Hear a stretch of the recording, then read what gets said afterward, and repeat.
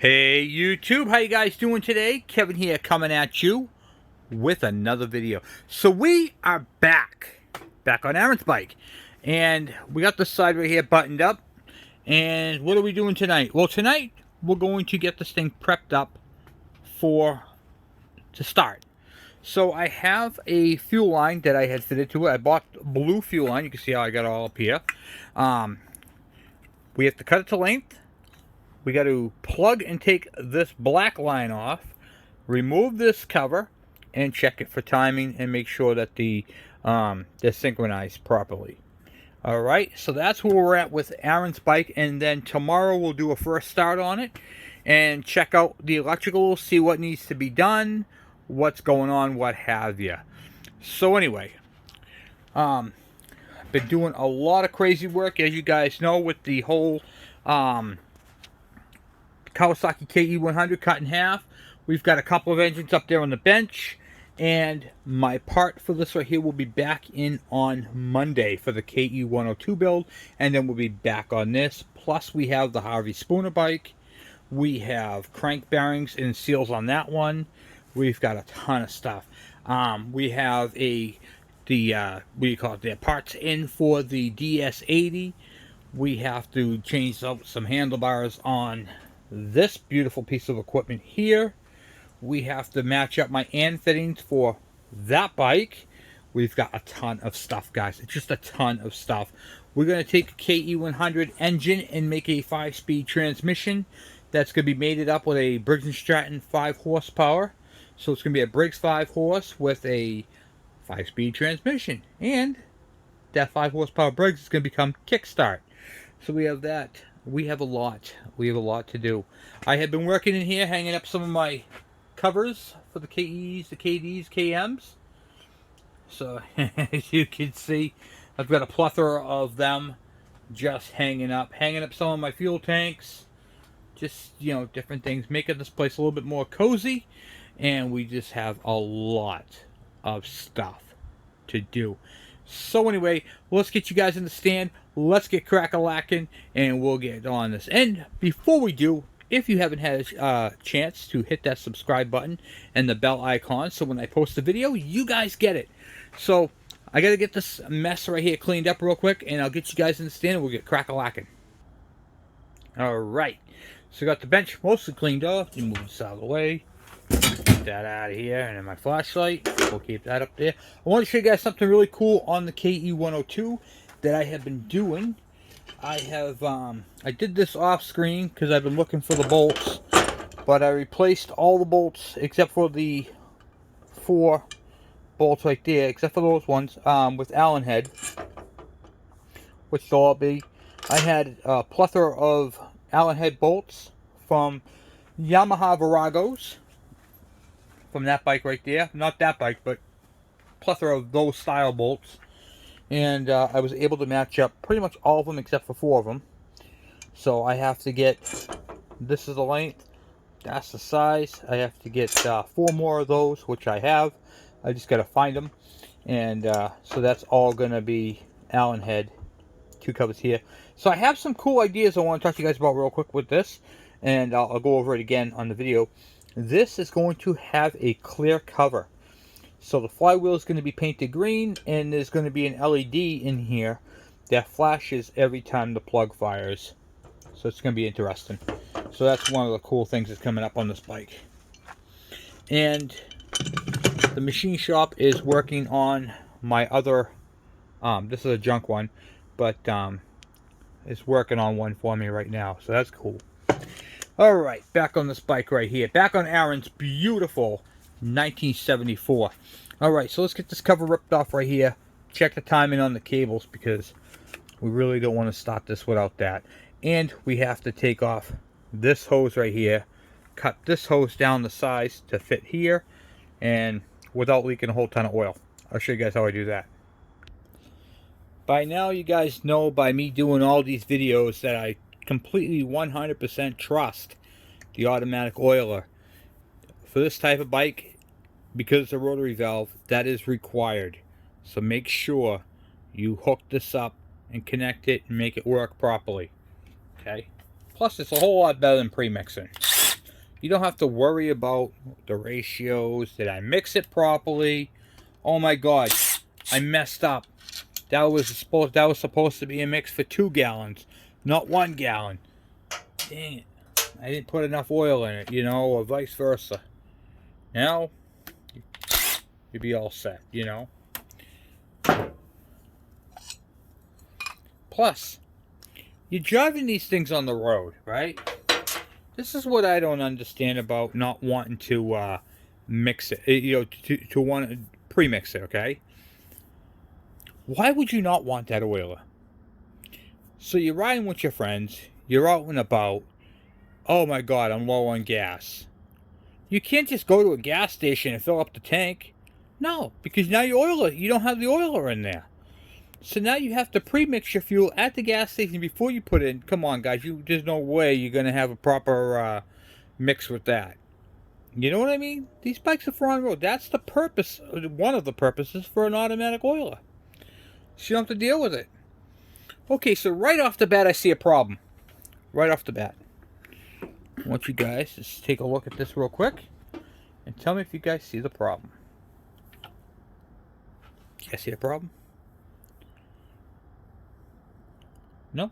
Alright. So how this works, okay, is when I turn back the throttle, this lever right here increases the amount of oil flow to keep it. So let me start that over. When you give the engine throttle, this goes back and this right here injects oil through that line. This right here keeps the ratio of oil that this pump pumps out correct with the amount of fuel going in. That's its purpose. This is also made by Mick. Okay? These are Mikunis. These pumps are quality. They are not junk. Okay, so I want you guys to take a quick peek and see if you guys can tell me anything that's wrong right there. Okay, time's up. So I'll tell you what's wrong with this system right here. There's supposed to be right here on the cable a retainer that's completely and utterly missing. Now this retainer, what this does is, you see this adjustment screw? What this does, the retainer holds that cable into the adjuster so it can't pull out and slide out and go back and forth, okay? So that's all I see wrong there. And let's check the adjustment real quick. So right here there are a couple of timing marks. It's kind of hard to see. See if I can blow you guys up. Oh wow, I can really see that good. All right, I don't need that. Let's move that out of the way. You guys can see really good here. All right. All right. So here's your timing marks. Boy, I have to drop you down a little bit. Hold on. All right. So now I'm looking at the timing marks. I call them timing marks. They're not really timing marks. They're alignment marks. Okay. See those 2 lines right there? One on the base and then one on this. So when I turn the throttle, it comes off the alignment. See right there? So this pump was perfectly aligned. The only thing that this pump needs is the retainer. So the retainer, like I said, goes right here, holds on for the adjuster. Now you see this adjuster screws pretty far out. Don't pay attention to that, okay? Sometimes you'll have a different length cable, and the reason why this one is out so far, and this is confusing because you look on my KE and mine is in, this one's out. Here's why. So if you go over to the throttle, okay, I'll pull this up. See this brass adapter right here? Okay, that is why it's up, because now the cable, instead of being in further, it's out further on here, which means it's going to have to be out further here. Okay, so that's why that's like that. Understand, that doesn't make it wrong. It doesn't make it right. It's just how it is. It's perfect. As long as when you crack that throttle wide open and release it, that your timing marks mark up. Okay, that's, once you get to that point, you're golden. You're squared. So that's cool. All right. So let's move on from that. So we got to pull this hose off right here, because we're going to be putting on a clear hose. Now, I started doing as of next year, all my bikes are going to have this clear hose. And you can buy the clear hose in different colors. You can get green, you can get yellow, you can get red. This is just good quality off-road fuel hose, 5 millimeter. And the cool thing about it, and the reason why I'm using it now on all my automatic oil, is because this is also a gauge. Yes, it's a gauge. So now I can see my oil flow, and I can see that my line is filled. And if your line is full, your oil pump is getting oil. You're golden. When you look down, you see a black line. You can't see through it. You don't know what's in there. That scares the hell out of people because they don't know what if their bike is getting oil or not. Oh my God, I don't know if it's working. And then, see, here's the part that's confusing. Today's oils are smokeless. So, we put them in our tanks. We've got a black line, we can't see it. We rev up the engine and we really don't see the smoke out the tailpipe like you would in a conventional two-stroke. This is reverting back to motocross. When motocross, you see smoke. With these bikes, you don't. So, kind of how they are. So, by putting a clear line here, now you'll be able to see that you have oil going to your pump. I messed up. Earlier bikes, like the 74, didn't have that retainer. So it's not needed on this. I think it's because of the cable and how stiff it is. You can't slide it in and out, so it's solid. On the newer KEs, I think it's like 1980 and up, they use that retainer. This one doesn't require it. Everything here looks good. We have a couple of things we have to do. We have to test for a fuel leak.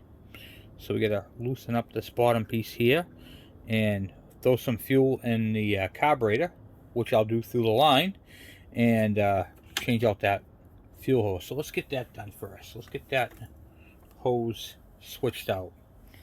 Okay, so we have to do that, and we'll cut this all down. So let me get you guys up to height, and we'll do all that. It's funny because when you're working on bikes, sometimes you see too many of the same thing, you know. So this being one of those cases with that. Where's my bungee cord? 74, good year. Okay. Now what I'm doing now is I'm pulling my kickstand the Kickstarter all the way down, and I'm going to wrap it. Why are you doing that? This keeps it out of my way. Now the Kickstarter is all the way down, giving me more access to the oil pump. I can work on the oil pump without any issues at all, period. Okay, so we got this grommet here. Got this clamp that we're not going to be using because this hose does not require a clamp. We can put one on if we want to. I'll probably throw a couple. I have a bunch of them. Alright, let's get those off there. So I'm going to use a pair of wire cutters. And see if we can get this clamps off. That's one. Then there's one up here. This top one, right at the bottom of the oil reservoir, you gotta be careful for. The biggest problem with this right here is this is a plastic nipple and these can break. So be careful when you're doing these, especially when you have an older bike. You know, this one's a 74, so anything could happen. Now I'm using my oil kit. It's got the plugs, that kit that I showed you before. I'll show it to you real quick. That kit right there that has all the different stoppers. That's what I'm using right now. They're pretty cheap. You don't have to do these. Like, you don't have to use those if you don't want to. What I like to do is rotate this back and forth a little bit and see if it's loose. And then what you want to do is you want to pull down gently and rotate back and forth. And you don't, so here's the nipple coming down. You don't want to pull it and twist it. You want to pull it straight down and twist it. Because if you turn it at an angle, you could literally rip the whole bottom of the oil plug out. The the nipple off. if your hose is tight like this one, you may have to cut it. So when you cut them, now you have to be extra careful. So what I'm using is a regular straight razor blade, and I'm going to make one groove, and I'm going to keep going in that groove until I can cut it, until it cuts. You might have to use a flashlight, so you can keep following the same groove. And you'll know you get it because you'll see oil. But you also don't want to cut through the nipple. Let's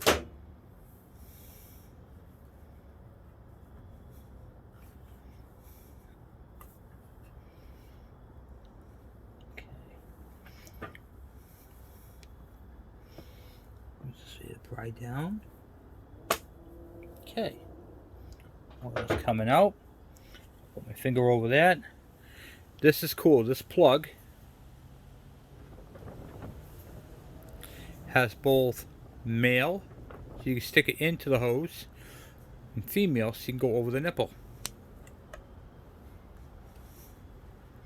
Okay. Now my plug and my hose is plugged. I don't have to worry about it.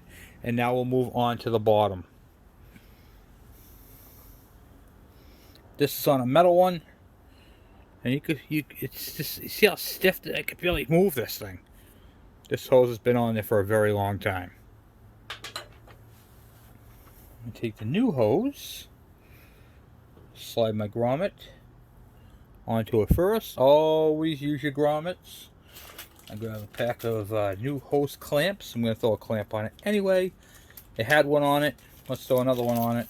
Blah, blah, blah. Okay.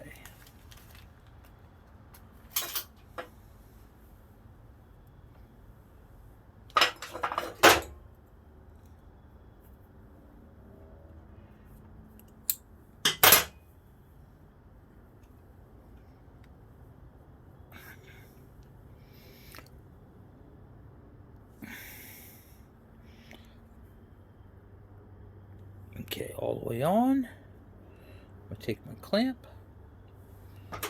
put my clamp onto it, twist it out of the way so it doesn't hit the cover. Make sure I have enough slack so that when I put the cover back on, my fuel hose is not binding. Okay, so that part's all done there. So once again, the timing marks are all set. We got the timing marks all set up. The new clear hose is on. And basically that's it for that. So then I can put the cover back on here.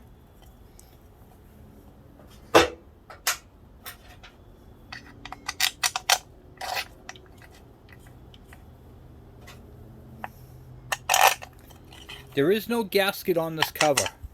I get asked that a lot and I keep forgetting to bring it up. There is no gasket on this cover. It doesn't need a gasket. It should have a gasket in my opinion. Keep the dirt out of the oil pump assembly. But it doesn't have one. Okay. Boom, boom, boom. That's it for that. Then I'm going to push down just a little bit to see where I need to go with this hose.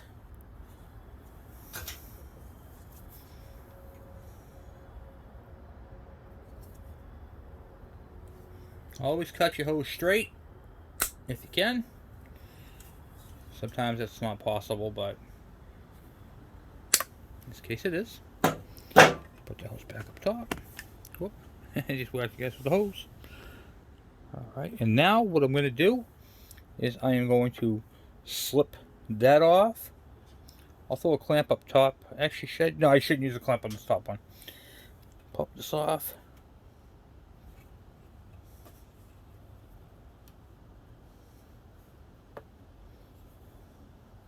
Yeah, don't need a clamp. Okay. Alright, so now, alright, So right now you'll notice that the oil line is empty. There's no oil in it. If I take my flashlight and look at it, there is no oil going through it. So over here is the banjo fitting, right here. The banjo fitting. I'm going to put my 8mm socket on that. I'm just going to crack it loose. And crack that loose like that. I'm going to open up the seat and I'm going to take my cover off.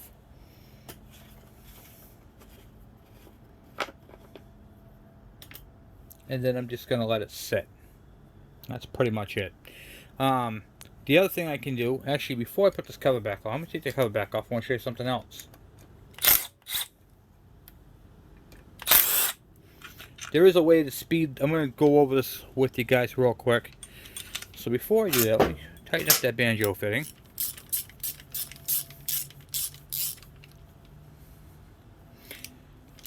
We're going to stop this over because I just thought of something that I can make your lives a little easier on. I was going to show you guys how to bleed it like that, but I want to show you something that you don't get to see a lot of. Okay, so right now, this oil pump right here was bled before I took this line off. Now that I replaced this line with a clear line, now it's airbound. In fact, this from here to the nipple, let me see if I can get you guys, there we go, to here, that's all filled with air. How do you get the air out and how do you get the oil down the tube? Okay, and you can actually see this air in this line right here too. So check this out. Ready? What I'm gonna do is I'm gonna put this on here.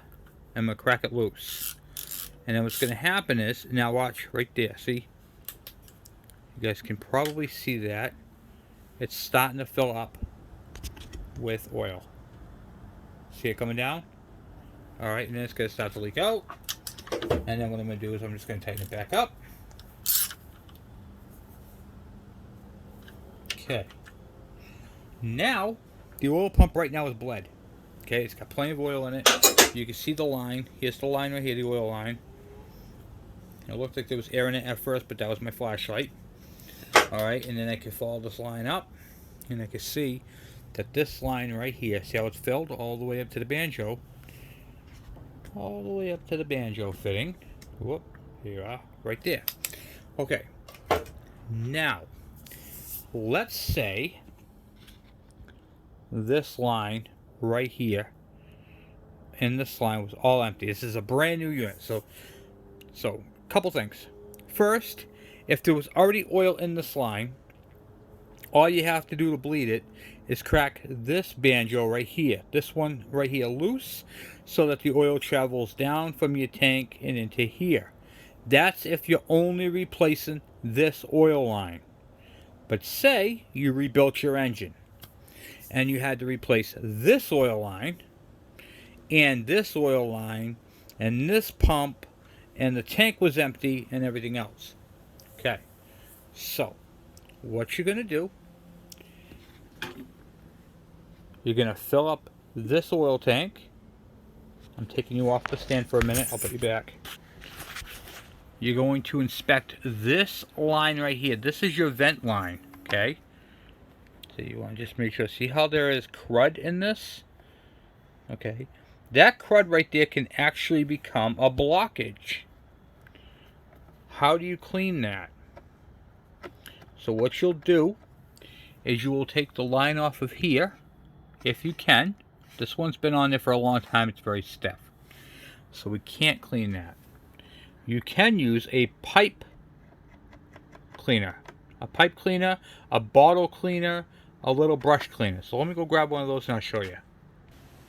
Alright. So what I use is these little cleaners right here. These are like carb cleaner, torch tip cleaners. And you can just grab the one you want. And you stick it up in there and you clean out all the, twist it and pull down. You can see all the caca. Now, this is kind of a design flaw, okay?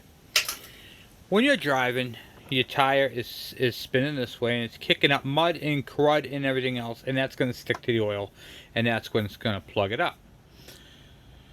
You can't have it facing up because the rainwater will get down here and go into it. But you can cut it right here at an angle so it's kind of facing down. This stops it directly from going onto your tire. So that's what we're going to do. We're going to cut this back a little bit and angle it down so it's away from danger. That's the problem with that. And that's why all this crud happens. Now you're either going to get crud from spiders or you're going to get crud from dirt and debris. And remember, oil is an attractant. So if dirt gets on oil, it's just going to stick, build up, and that's what you're going to end up with. So this is why I always tell you guys, clean your vent tubes. Always check your vent tubes before you do anything. Vent tube first. Oil level second. Make sure your cap has a vent on it, which this one does. And see if I can find the vent. Actually, it doesn't have a vent. This cap doesn't have a vent because that's the vent. But the early ones that don't have a tube on the top, some oil reservoirs don't have a tube. There's actually going to be a hole in the cap.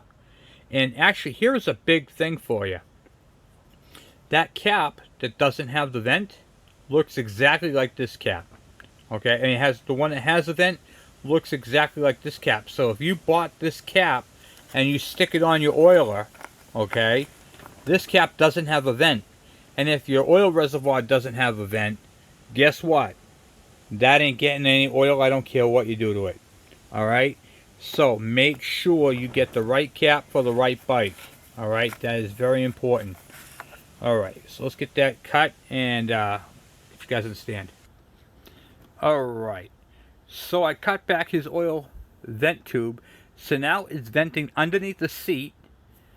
The dirt and debris is not going to get into it, but you still have to keep an eye on it. I cut it back so it's just about 3/4 of a finger length. So any water that goes down here is not going to, this does not have suction. This is just a vent. So the water's just going to drip down through and come out the bottom, and it's going to be fine.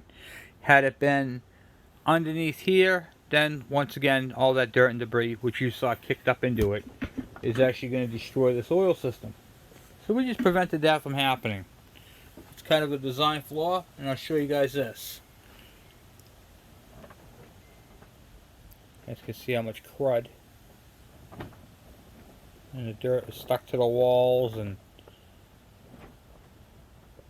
yeah, it's pretty bad. Alright, so we fixed that problem.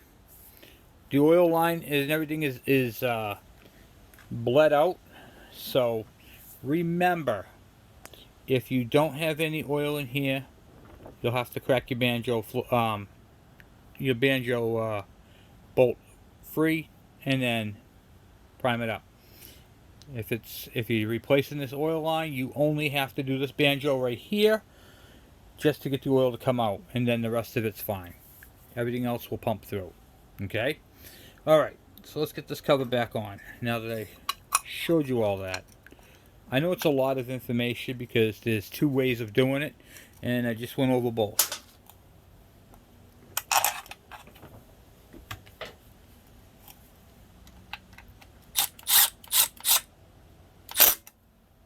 But it can get confusing. It really can.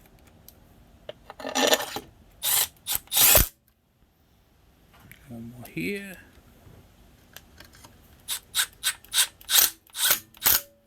Okay. And don't be afraid to ask me any questions because I know that was confusing. So now I can see that the oil line is charged with oil, and I'm doing that to all my bikes. This early G5, the early ones, they're basically this silver color. Don't use that retainer. The black ones from like 1980 and up, use it. Some of the early KMs used it too. It depends on the cable more so than it does the bike. And then of course we have the fuel line, which I put on here. Pull it down, pull it up, and then make sure it's all the way on.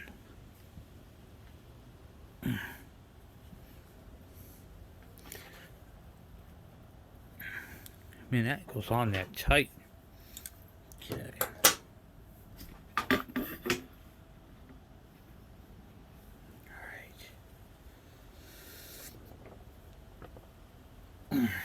Alright, now we got to pull this bottom plug off and see if we can, if there's any fuel gonna leak.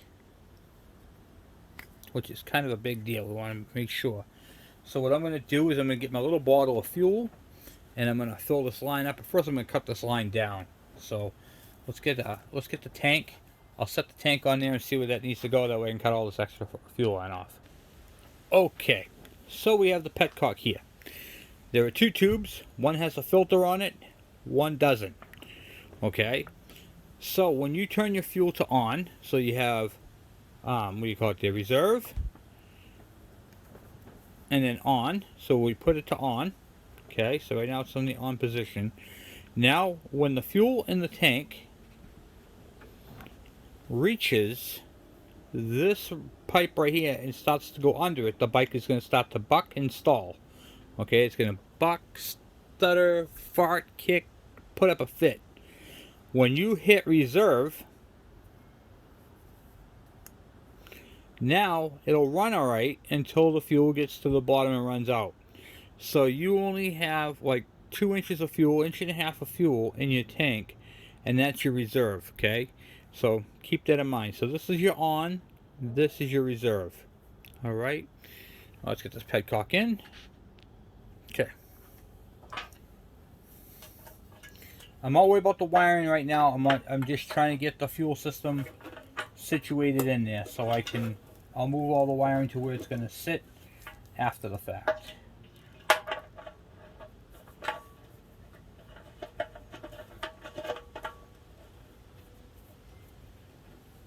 We're not ready to start this thing anywho.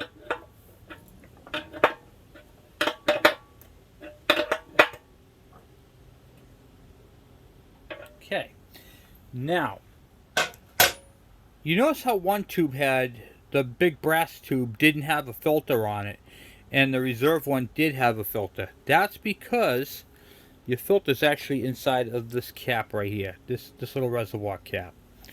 So this little cap right here houses a fuel filter, which is basically a mesh screen, so we're not going to put one on the inside, on the inline. Okay, this. Set my tank down where it's going to go, and give it like that.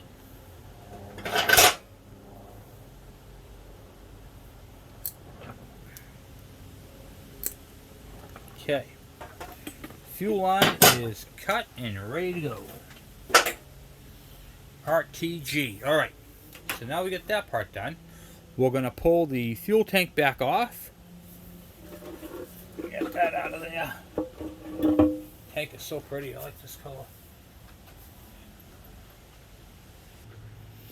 Okay, now I'm going to take my little bottle of go-go juice, which is just regular premium gas.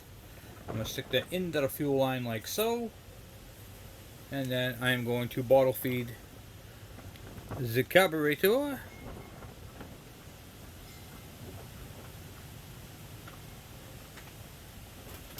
Up the line.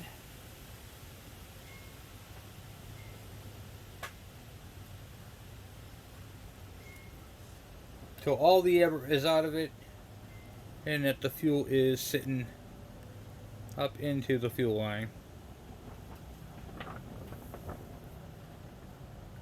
You're probably asking yourself, why are you doing that?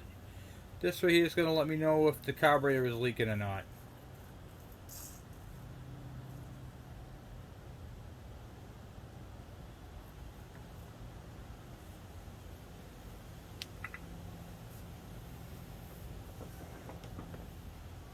Because the last thing we want is a leaking carburetor.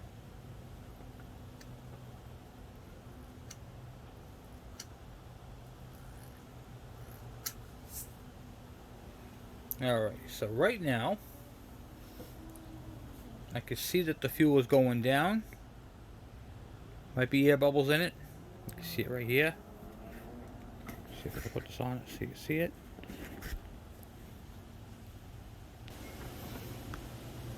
Okay. So right here is the fuel level and it is dropping. That is not a good sign. Typically when it drops, there is a leak. And we are trying to find it.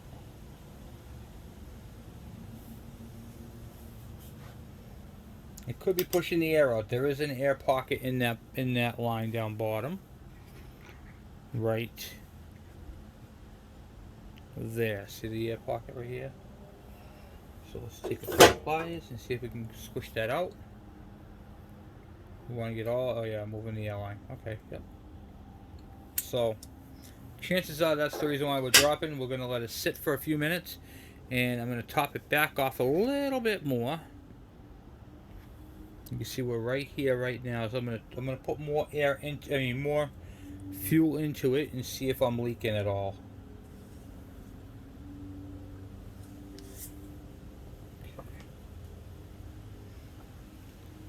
I know it's got the air pocket, but I got to make sure it's not leaking. And I can still see it coming down, so it is something's going on.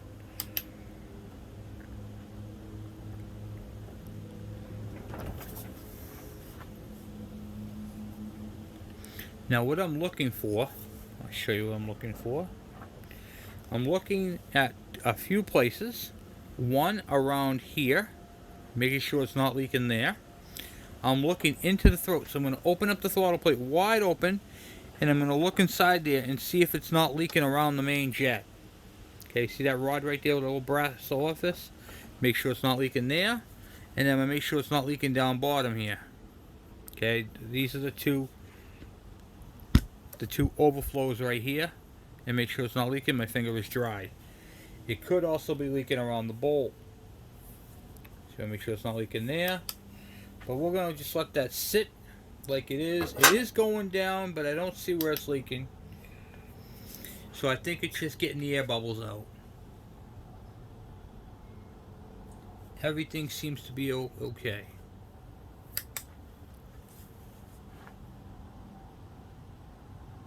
We'll just let it sit.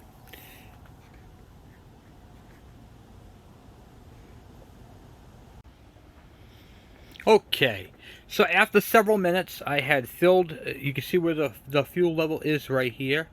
I actually had it filled up to here. I filled it up like 3 or 4 times, and it keeps dropping down to that same spot.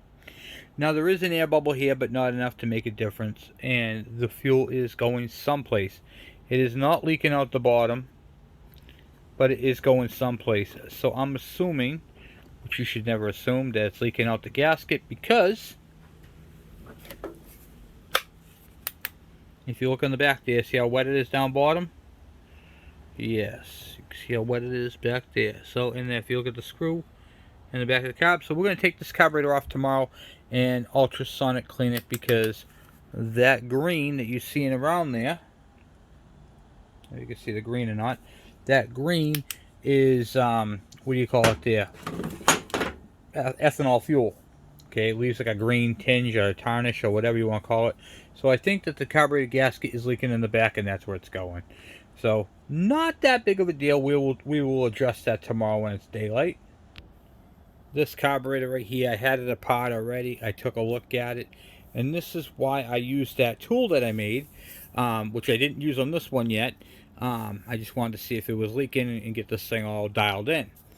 So that tool that I made that has the rotary valve on that I could just slide a carburetor on is so I could check if it leaks. So as coincidence as this one is. So kind of crazy. Get this thing undone here. Hold the taking off the bungee cord for the Kickstarter. Let that kind of go back up that way. So, and I think that tomorrow we'll be all set to fire this bad boy up. Yeah, that thing's gonna run beautiful. It's gonna run stupendous. This thing should start up. I can't imagine it wouldn't start, you know. It's a nice, yeah, this thing's got some, it's got some good compression to it. So, good compression. Yeah, that's gonna run beautifully. That is going to run absolutely beautiful. I can feel the compression. It's right there. So once we get the carburetor done, we've got compression, we've got spark, we've got the timing between these two. Now, even when I go to redo that, it's not going to change it. It's going to be the same. So when I take off the throttle, it's still going to be connected. Not connected. Timing. The timing between the oil pump and the carburetor is going to be the same. as long as I don't play around with any of the adjustments. Now the reason why I'm going to do this tomorrow is I want to show you guys how this thing comes apart. This thing is kind of tricky, but it's pretty cool at the same time. I'll show you how to do that. And I had one of these that he was missing. This is your adjustment that pokes through the rubber tube. So anyway, guys, I'm going to let you guys go for now. I'm off. I am tired. It's past midnight. I think it's like 1:15 right now. And I am exhausted, which you probably know because I'm messing up calling that a thing and whatever. It's an adjuster, the timing. So I'm going to go in and hit the hay. And then tomorrow we'll come back out, rip this off, find out where that leak is, solve that leak problem, put it all back together, put a gasket on here, put the cover on, and do a first start. So we know the air filter's good. We know everything else is good on the bike. All new gaskets. The top end is cleaned up, ready to go. I mean, this thing really has some good compression. I mean, man, is it good. If I grab this thing, yeah, that is, you can feel it, you know. That is some good compression right there. Holy cow. Wow. Jeez. What's up right there, yeah. Yeah, you can feel it. Yeah, that's got some turn to it. Definitely has some turn.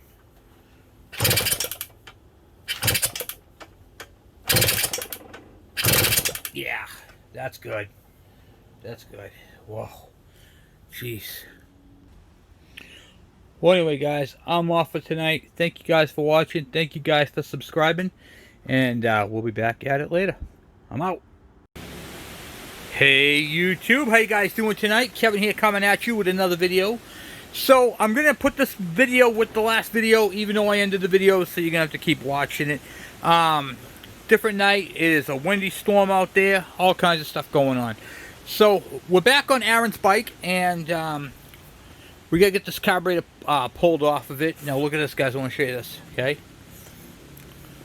I had this thing filled with fuel, and it leaked right down and out.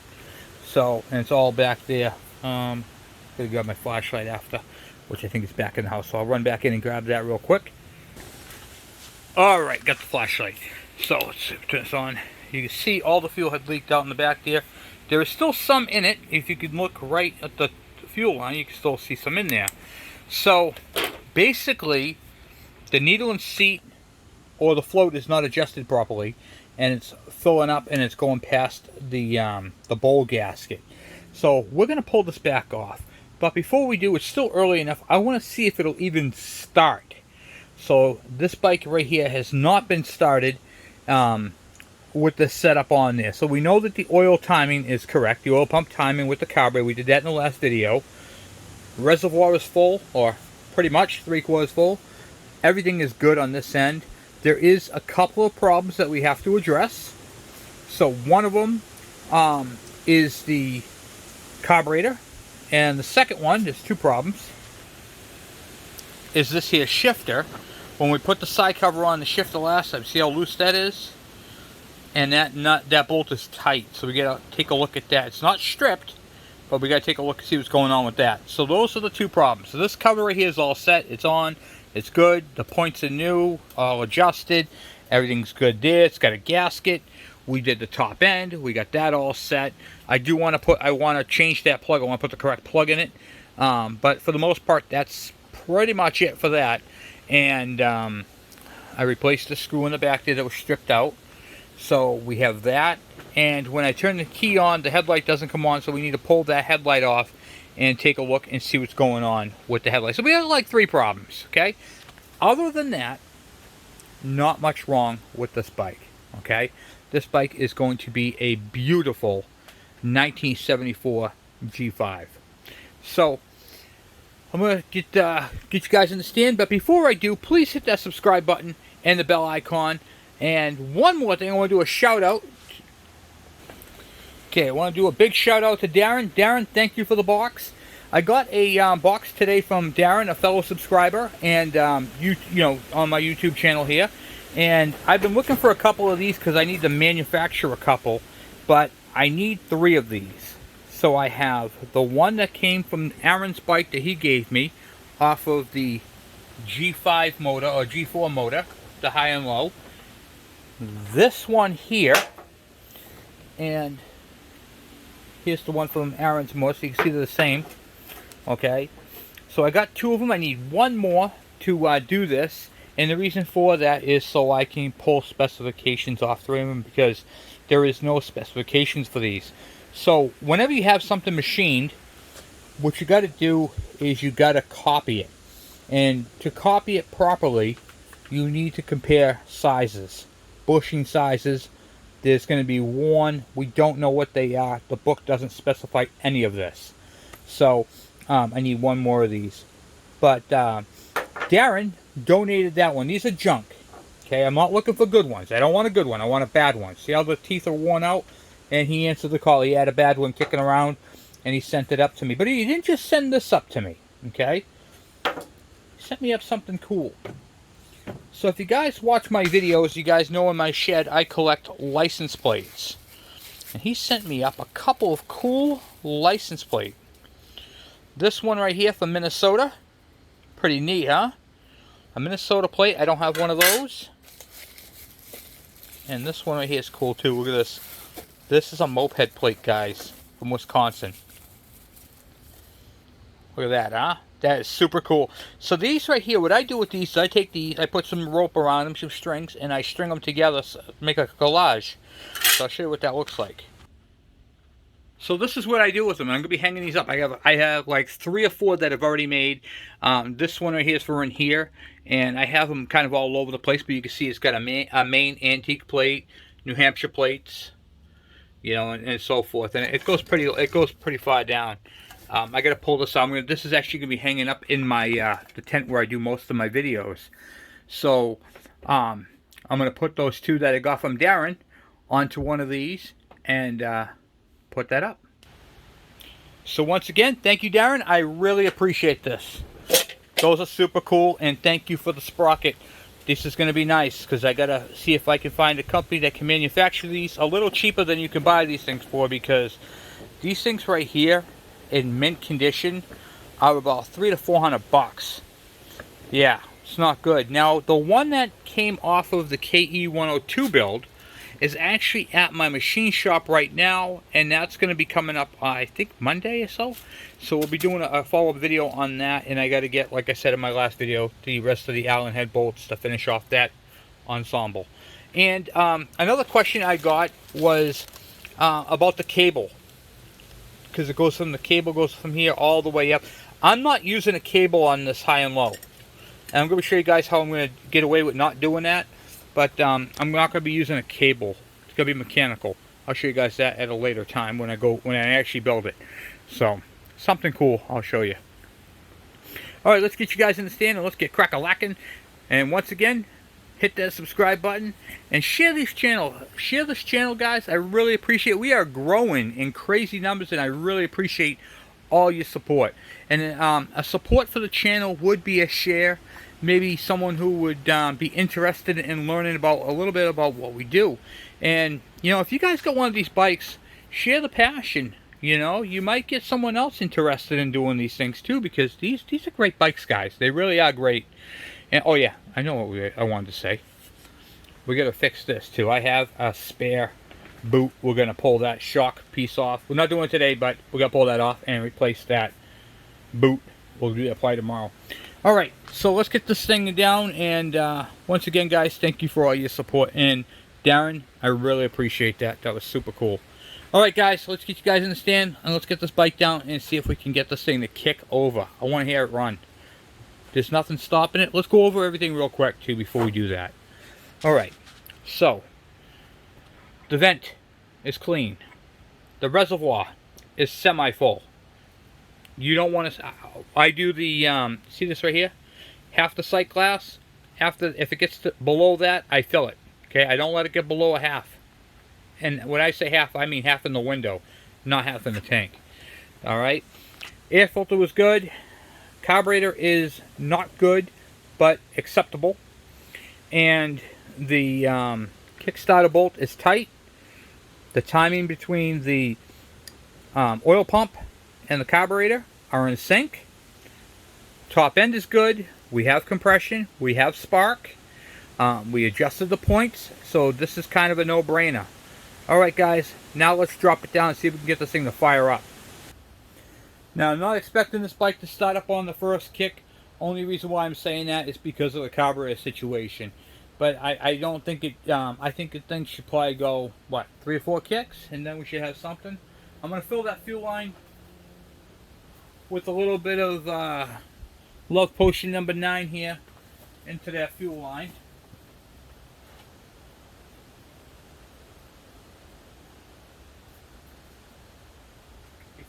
Before we pull that carburetor off.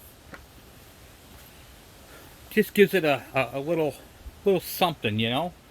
All right. Keys on.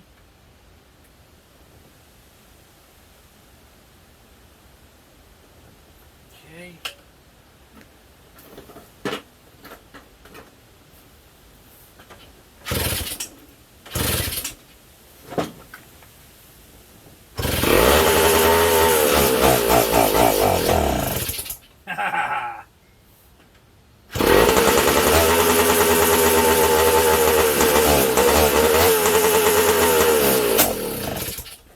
Yeah! That, my friends, that's how it's done. Okay, so it needed a choke and it fired right up. So I know that carburetor fired right up, no problem. I'm going to try it one more time. I know it has a little bit of... Oh, let's see if we can go that way. One more time.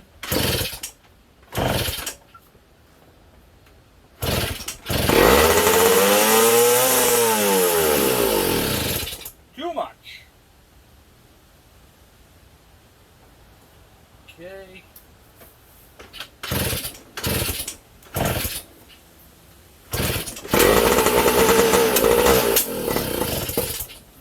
Alright. We are good. We got a little bit of a pop out the carburetor, but that's because this carburetor needs to be cleaned. Alright. That's what I live for, guys. That is the sound of life from a bike that's been sitting, that had 60 pounds of compression when we started. We got it up to 120. We got the oil pump and everything synchronized. We did the points. We did the timing. If you guys follow my videos, this is the result that you will have. Because you got to be thorough. You got to go through these things 100%.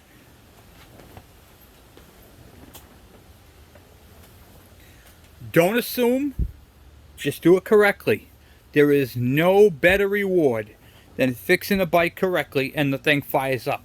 Now you saw all the smoke, okay? That's most likely because of the carburetor and the fact that the bike's been sitting with oil in it, because when he had the bike, he had to put oil in the cylinder. That oil went into the muffler. So that's going to have to burn off. That's going to take a while. But the bike hasn't ran since, what? I think he said a couple of years. So, and then he put oil in it. He unseized it with a hammer and got it undone. And then we came around and did the top end to it. So, Aaron, you've got yourself a beautiful bike. Now we got to finish it off. All right. So, the very next step to do is get that carburetor off. And then I'm going to, tomorrow, when it's light out, I'll throw it in my ultrasonic cleaner, and we will go right through that. So I'm just going to pull it off for tonight. I'm not going to take it apart. Tomorrow I'm going to do a video on taking it apart, inspection, and we're going to go through it, and the whole shooting match, okay? So let me get you guys, let's get the bike back up to height, and then we'll rip that carburetor off. Okay, so this right here was the first start of the bike, which is super awesome. Now, I did something to this bike, and what I did was, when I ultrasonic cleaned the carburetor the first time, I only put it in there for like 5 minutes, okay? Because I was kind of hoping from sitting, which this is where experience comes in. I knew this was going to happen. And the reason why I wanted to show you guys how I do carburetors. So this is a cool tool that I made, and I'm going to show you guys how it works. So we're going to ultrasonic clean the carburetor for real this time. Alright, now I haven't started the bike. This is the first start. That part's actual. But I literally just, all I did was I took the bowl off, I cleaned out inside there, I threw it in the ultrasonic cleaner for maybe 5 minutes, and just to get the jets blown through so I could see it. I didn't touch the float adjustment, and it was missing the idle mixture screw on the front of the carburetor. That was it. Okay, this is a tool that I have built, and all it is an extra rotary housing, and I could set the carburetor on here and hook it up with a fuel line, and I have a tank that I put above it. So what this allows me to do is I can see if the carburetor is leaking and where it's leaking before I install it. So typically what I do is I call it the half-hour wait. So I'll mount that carburetor, his, onto the stand, and then with some gas in it, and I'll watch it. Now, I don't know if you guys caught it in my last video, but what I did is I'll show you.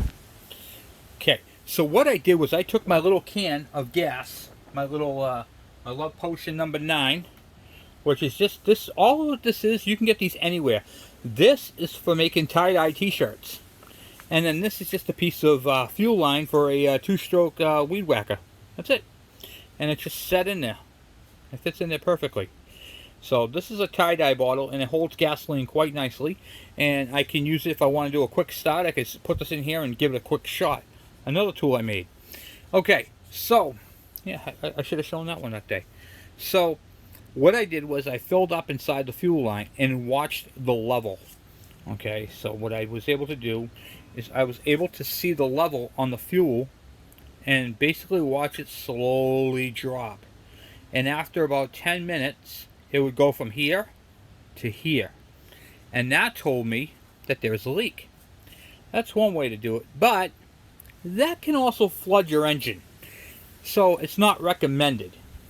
This one, this carburetor right here, I had already had it apart and kind of figured it was leaking around the base.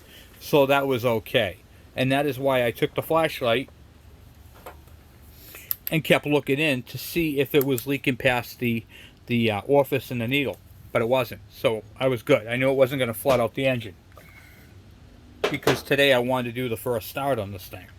Alright, so let's get this carburetor ripped off, because we are going to be doing a cleaning on this thing tomorrow, and that's going to make for some great video and a carb talk. Now, I really honestly feel that doing these, when we hit 4,500, which we're at 4,200 now, thank you guys for all your subscribers, all my subscribers, and when we hit 4,500, we're going to be doing a 2-stroke Tuesdays, Tuesday night, 7 p.m. Eastern Standard Time, or 7:30. I'm not really quite sure which time I'm going to do, but we're going to do that. And in between now and then, I might do a trial, see how it goes, to see how it works, because I never did a live chat before. So I think that's going to be cool. But you guys have been absolutely amazing, and I appreciate it. So, all right, let's get this carburetor ripped off. Enough chit chat, right? These are a cool pair of small channel locks. You can see how small they are. They come in handy for doing these carburetors. This is so I take this off because I don't need to clean this. This is all set. I don't want to interfere with any of the settings up here, because this setting on this cable is going to affect your oiler, which we already got that nailed down. So we don't want to change the relationship between this throttle cable and that cable. So this is the best way to take these out. Slide out. Okay. I will set that on top of the head, or as best as I can. Just want to protect that needle, you know. Make sure nothing happens to that needle. Okay. And then the fuel line and the choke. On this one right here, you can see this right here is a cable operated choke. This is the same setup I'm using on my my KE102 build. So I think I showed you that already. It's up on the handlebars there, underneath the horn button. Okay. So pair of wire cutters, but don't cut them. Go on both sides and walk it up and down. And you should be able to get that fuel line off. These fuel lines can be a pain in the neck because they're on there so tight.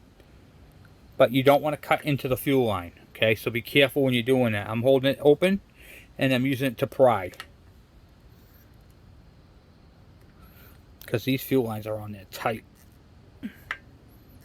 You don't even need a clamp. Sometimes you have to cut them. But if you're lucky like I am, you don't have to. That sometimes takes a while. And of course I have fuel in there, so that's going to happen. Alright. Okay, I can't put that in there yet, so I'll have to undo the, pull off my plug off the side. My access plug. That's a good plug. I'm taking off the plug. Get out of the way here. I'm taking off the plug in the front of the cover here, if I can show it to you. This strap is in the way. I'm taking off this plug right here. This rubber. You need to keep that on there because that right there, my friends, that stops debris or debris, however you want to call it, from getting in there, and that can cause an air leak too as well. So, not a big one, but enough to puzzling condition. Because you'll be bypassing your air filter.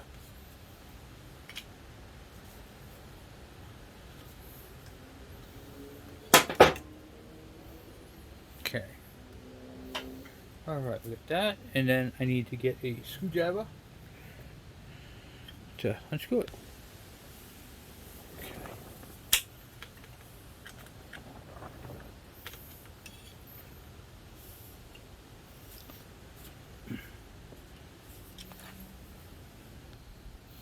Okay, another thing. I have a ton of screwdrivers. Sometimes I grab the wrong ones. Doesn't matter what you get for a screwdriver. If your screwdriver is rounded on the edges and it's not flat across the top, you need to take a file and file them down. It should be a nice, crisp top. If it's not, you have to fix it, and you can fix it with a file. Because you can strip out these flathead screws. There we go. Nice. Now, slide that out here like that, and then take off that 12 millimeter. Okay.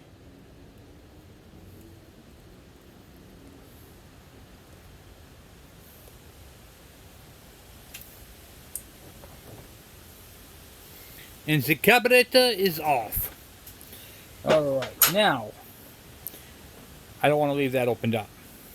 Okay, so what I use is tape over the intake because it is kind of windy out and I don't want any debris or debris to get in there. So we're going to use some tape and block it off.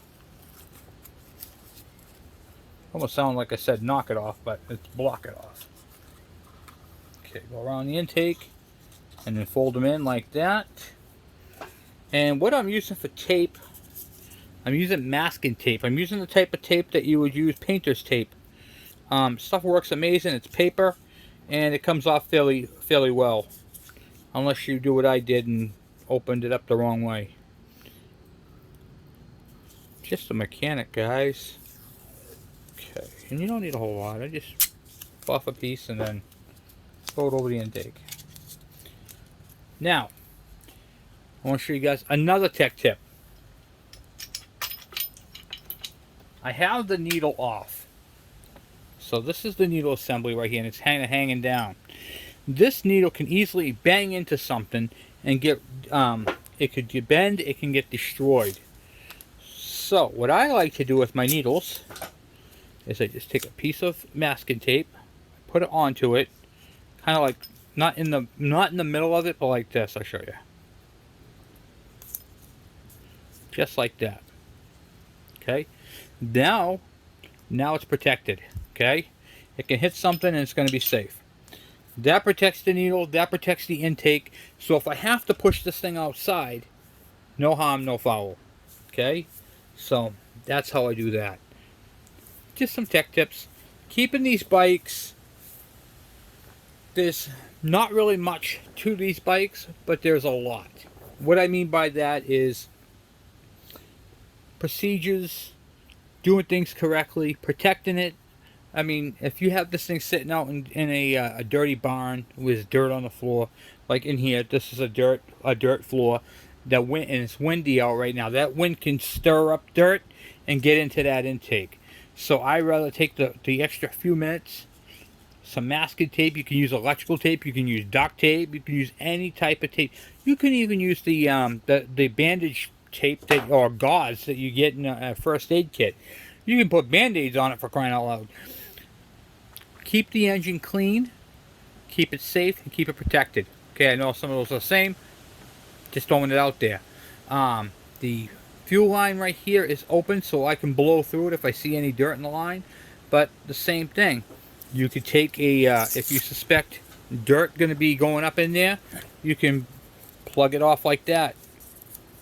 There's no harm in that. Okay, protect it. Tape comes in handy for that. This right here keeps the bike nice and cool. Now, there's one more thing I want to show you guys. When you have a carburetor off and the bike, so we already started this bike. We know this bike runs. We're good there. Okay. I have the coil wire you're going to want to disconnect. Having a coil wire disconnect prevents any type of starting on this bike. Always disconnect your coil wire, because if someone walked by and was joking around, one of your buddies, and they go, oh yeah, I'm going to kick it. This thing right here could fire up and could scream, because it'll be wide open throttle if there was any fuel in the crankcase left over. And typically there is. So, or shut it off, take the key away, you know. Make sure they can't start it.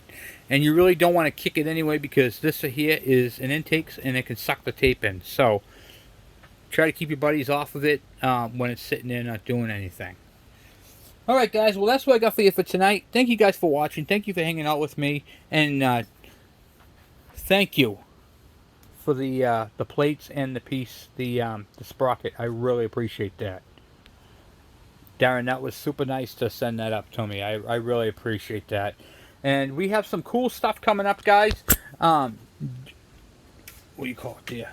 GTC Garages, are sending me up a motor for the KD80. So we have that. We got some sponsored videos coming up. So if you guys need parts and pieces, you guys can check him out. We'll be doing videos on all that as well. And so on this bike right here, back on this bike, we're going to be doing a few more things to this, and then this is going to be going home. And yeah, we got so much stuff going on, guys. So much stuff. It's hard to keep up sometimes.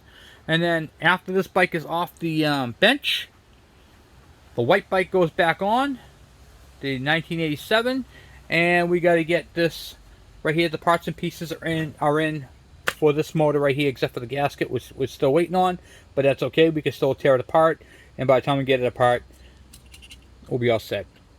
We're going to be inspecting the clutch. We're going to go through the entire thing as we pull it apart. So we're going to check the cylinder, the piston, the rings, the whole enchilada. We're going to replace all the gaskets and the crank seals, the crank bearings, all of them. It came in a kit, so we're going to use the entire kit. We're not just going to replace seals and leave the bearings. So that's another thing too. If you guys get a kit, use all the parts. Freshen up whatever you can. Okay? Well, anyway, guys, once again, thank you guys for watching and hanging out with me. We got a lot of stuff going on. So I will talk to you guys later. I'm out.